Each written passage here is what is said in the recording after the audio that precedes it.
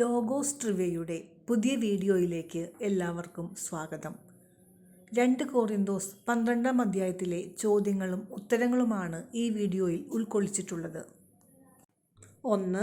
എന്ത് ചെയ്യുന്നതുകൊണ്ട് ഒരു നേട്ടവുമില്ല എന്നാണ് പൗലോസ്ലീഹ പറയുന്നത്? ഉത്തരം: ആത്മപ്രശംസ ചെയ്യുന്നതുകൊണ്ട്. 2. എത്ര വർഷം മുമ്പ് 3-ാം സ്വർഗം വരെ ഉയർത്തപ്പെട്ട ഒരു മനുഷ്യനെ ക്രിസ്തുവിൽ എനിക്കറിയാം എന്നാണ് പൗലോസ്ലീഹ പറയുന്നത്? ഉത്തരം: 14 വർഷം മുമ്പ്. 3.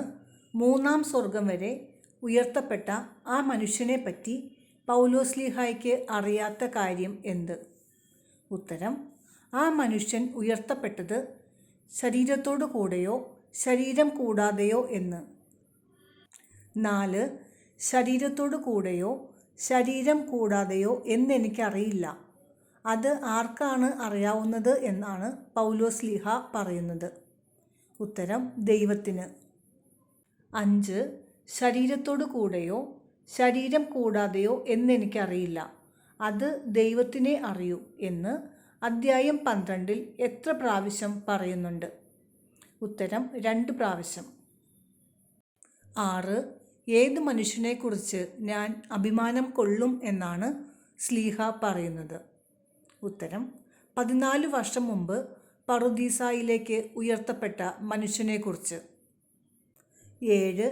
എന്നെക്കുറിച്ച് എന്തിലല്ലാതെ ഞാൻ അഭിമാനം കൊള്ളുകയില്ല എന്നാണ് സ്ലീഹ പറയുന്നത്? ഉത്തരം: സ്വന്തം ബലഹീനതകളിൽ അല്ലാതെ. 8. ആത്മപ്രശംസയ്ക്ക് ഇച്ഛിക്കുന്നെങ്കിൽ തന്നെ ഞാൻ ആരാവുകയില്ല എന്നാണ് പൗലോസ്ലീഹ പറയുന്നത്? ഉത്തരം: ഒരു ഭോഷനാവുകയില്ല. 9. എന്നിൽ കാണുകയും എന്നിൽ നിന്ന് കേൾക്കുകയും ചെയ്യുന്നതിൽ അധികമായി ആരും എന്നെപ്പറ്റി വിചാരിക്കാതിരിക്കേണ്ടതിന് ഞാൻ എന്തൊഴിവാക്കുന്നു എന്നാണ് സ്ലീഹ പറയുന്നത്? ഉത്തരം: ആത്മപ്രശംസ. 10. വെളിപാടുകളുടെ ആധിക്യത്താൽ അധികം ആഹ്ലാദിക്കാതിരിക്കാൻ പൗലോസ്ലീഹായ്ക്ക് ശരീരത്തിൽ എന്താണ് നൽകപ്പെട്ടത്? ഉത്തരം: ഒരു മുള്ള്. 11. ശരീരത്തിൽ ഒരു മുള്ളായി പിശാചിൻ്റെ ദൂതനെ നൽകപ്പെട്ടത് എന്തിന്?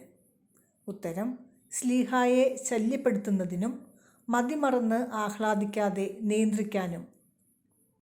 12.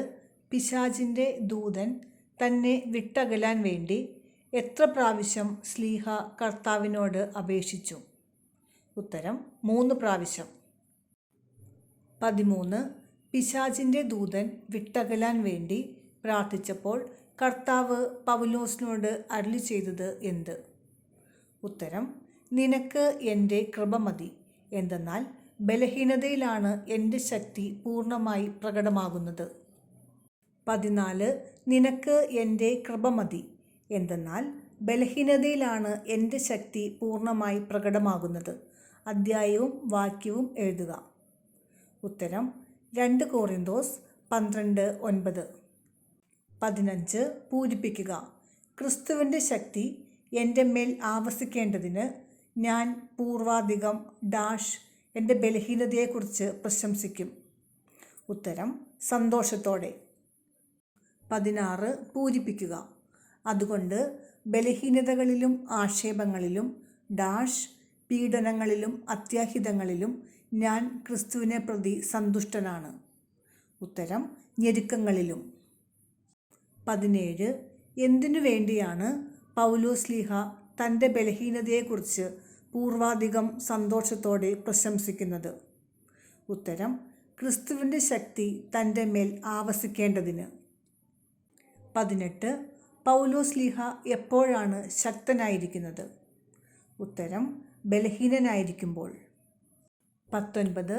ഞാൻ എങ്ങനെയാണെങ്കിലും ഈ അപ്പസ്തോല പ്രമാണികളെക്കാൾ ഒട്ടും കുറഞ്ഞവനല്ല എന്നാണ് പൗലോസ്ലീഹ പറയുന്നത്? ഉത്തരം: നിസ്സാരനാണെന്നിരിക്കലും. 20. എന്തിനോടെല്ലാം കൂടെയാണ് അപ്പസ്തോലന് ചേർന്ന അടയാളങ്ങൾ നിങ്ങൾക്ക് നൽകപ്പെട്ടത് എന്നാണ് സ്ലീഹ പറയുന്നത്? ഉത്തരം: തെളിവോടും അത്ഭുതങ്ങളോടും ശക്തികളോടും കൂടെ. 21.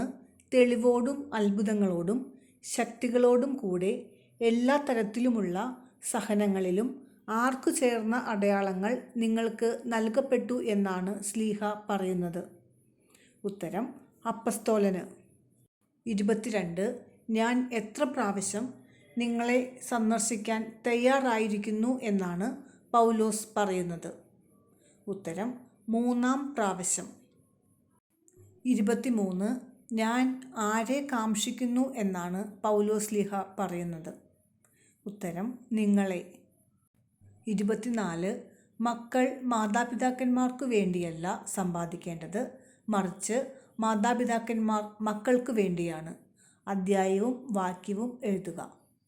ഉത്തരം: 2 കൊറിന്തോസ് 12:14. 25. ഞാൻ അതീവ സന്തോഷത്തോടെ ആർക്കു വേണ്ടിയാണ് എനിക്കുള്ളതെല്ലാം ചെലവഴിക്കുകയും എന്നെ തന്നെ സമർപ്പിക്കുകയും ചെയ്യുന്നത്? ഉത്തരം: നിങ്ങളുടെ ആത്മാക്കൾക്കു വേണ്ടി. 26. പൂരിപ്പിക്കുക. പ്രിയപ്പെട്ടവരെ, ഞങ്ങൾ യഥാർത്ഥത്തിൽ നിങ്ങളുടെ അഭ്യുന്നതിക്കു വേണ്ടി ദൈവസമക്ഷം സമസ്തവും പ്രസംഗിച്ചിരുന്നത്? ഉത്തരം: ക്രിസ്തുവിലാണ്. 27. ദൈവസമക്ഷം സമസ്തവും ക്രിസ്തുവിൽ പ്രസംഗിച്ചത് എന്തിന്? ഉത്തരം: കൊറിന്തോസുകാരുടെ അഭ്യുന്നതിക്കു വേണ്ടി. 28. പൂരിപ്പിക്കുക. ഞാൻ വീണ്ടും നിങ്ങളുടെ അടുക്കൽ വരുമ്പോൾ എൻ്റെ ദൈവം എന്നെ നിങ്ങളുടെ മുൻപിൽ എന്ന് എനിക്ക് ഭയമുണ്ട്. ഉത്തരം: എളിമപ്പെടുത്തുമോ?